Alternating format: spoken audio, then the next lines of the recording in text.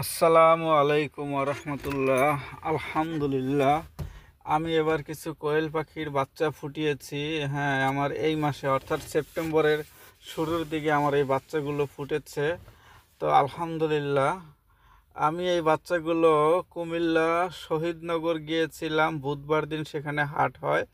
ওইখানে আমি কোয়েল পাখির কিছু ডিম কিনেছি। হ্যাঁ, 3 টাকা করে। তো বাজার থেকে কিনেছি, তার নিজের খামার ছিল, সেই খামার থেকে আমি ডিমগুলো কিনেছি এবং তাকে জিজ্ঞাসা করেছি এটা দিয়ে আমি বাচ্চা ফুটাবো, বাচ্চা ফুটবে কিনা। সে বলল হ্যাঁ, তার নাকি 300 মতো কোয়েল পাখি আছে। তো সে বলল যে হ্যাঁ, এটা দিয়ে বাচ্চা ফুটবে। তো আলহামদুলিল্লাহ, আমার এখানে 30টার মতো বাচ্চা ফুটেছে। তো আমি আর আমার ইনকিউবেটর আমি নিজ হাতে বানিয়েছি, বিভিন্ন পার্টসপাতি কিনে। এর আগেও আমি ইনকিউবেটর দিয়ে মুরগির ডিম ফুটিয়েছি, তার ভিডিও আপনাদেরকে দিয়েছি। তো এবার আমরা কোয়েলের ডিম ফুটালাম, এবার কোয়েলের বাচ্চা ফুটেছে। সেই কোয়েলের বাচ্চাগুলোর ভিডিও আমরা আপনাদের কাছে দিচ্ছি, আপনারা দেখবেন।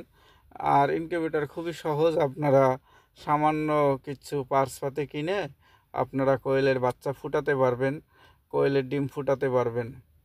আর আমি এবার সবচাইতে নর্মাল যে ইনকিউবেটর কন্ট্রোলার আছে, সেই নর্মাল ইনকিউবেটর কন্ট্রোলার দিয়ে ডিম ফুটিয়েছি।